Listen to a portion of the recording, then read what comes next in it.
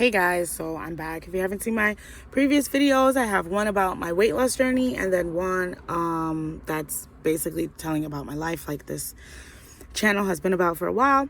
So just go in there, go to my channel, and you'll see those videos. Anyway, so yes, the last video was talking about my induction and I had my son. So after I had my son, I was happy. I felt happy. I was excited and everything. But the aftermath was kind of frustrating. I loved my son from the day he came out of me, bro. I loved my son from his conception, like honestly. But I did not expect the aftermath of birth to be so painful. I could barely sit. I had to sit at an angle. It was so uncomfortable. I couldn't sit down. I couldn't really move or whatever.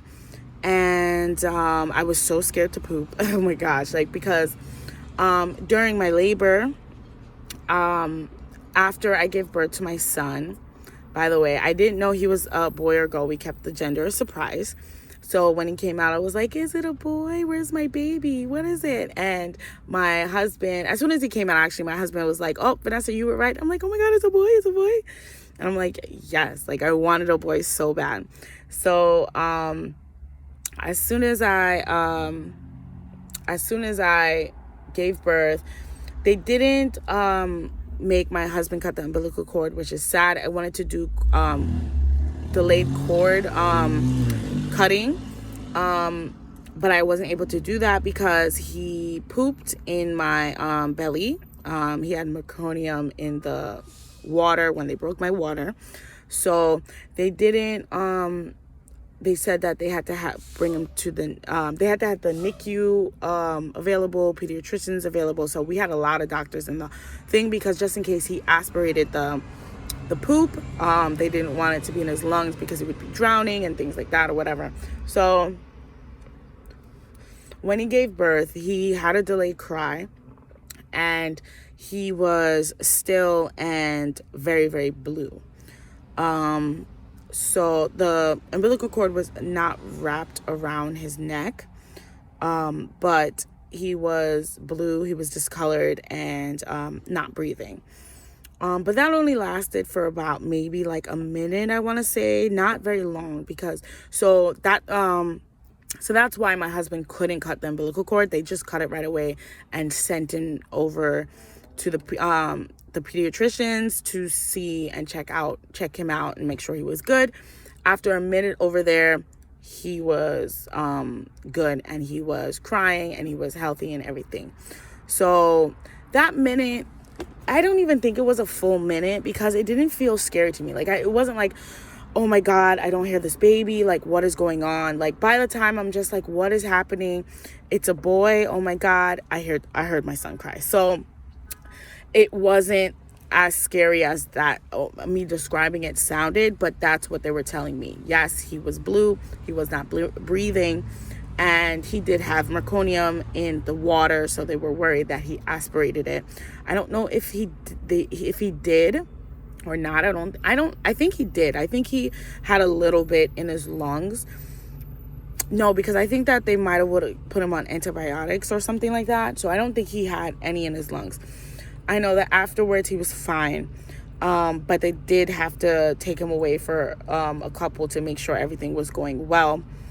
And when everything turned out fine, which was basically altogether, it was just a minute, my husband went over there. They were like, oh, come, let's wrap you up or whatever. They showed me him. They put him on my chest for a little bit. And they were like, oh, look, it's your son. It's a boy, blah, blah, blah. I'm like, oh, my God, it's my son. And then I started hemorrhaging. So I was bleeding out, basically a lot more than they wanted to. They did not talk to me I want to say they didn't scare me. And that's what I liked. I didn't feel anything. I felt fine. But because I was on magnesium, not magnesium. I don't think I was on magnesium when I was pregnant. Maybe I was. I think I was on magnesium at that time. So I had blood pressure issues. So when you have high blood pressure, you bleed out a lot faster. So when they were taking out my placenta, which felt weird, by the way, it kind of felt weird when it came out. But when they took out my placenta and everything, I continued to bleed. So they had to do a suppository in my asshole, and they literally had to stop the bleeding that way, which it did work. It stopped, but that shit hurt so bad. Like, she put her whole fist, it was like a big ass thing, and she just shoved it in there. So like, it hurt really bad, but I was bleeding. She was they came to me and said, hey, you know, we're gonna have to put a suppository in you because you're bleeding a little more than we want. And she said it's a relatively medium size pill. So like, medium size, but by the time I realized, she literally shoved her whole fist up my ass. Like, it was so fast. And she was like pressing down on my belly and everything. It was a lot. And I was screaming, and then my husband was holding Jace, and Jace was crying, and I was just like, oh my God, there's so much pain. So that's what happened. And that's why I was afraid to poop, because everything hurt down there. Like, it was painful. I had to get stitches. They cut me. It was a normal cut. It wasn't too bad. They cut me. They gave me some stitches, and everything was good. I came out of the hospital after a couple days. I think I came out so he was born on Sunday morning. I came out, I think, the Tuesday or the Wednesday. I came out on my dad's birthday, which is the 5th, so it's the Tuesday. I came out on the Tuesday, and everything was relatively fine. I pooped. They gave me medications and stuff like that, but I didn't really take it. Like, they gave me Percocet and Tylenol and things like that, but I didn't really ask for it because I didn't want to be dazed out with my kid. And if you take it, that's fine. Like, everyone has different intentions or whatever, but I didn't take it out. I didn't take it a lot. I didn't use it a lot or whatever. So pretty much that's it until the next video. So I hope you guys like this video.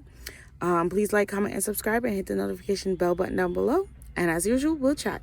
Peace.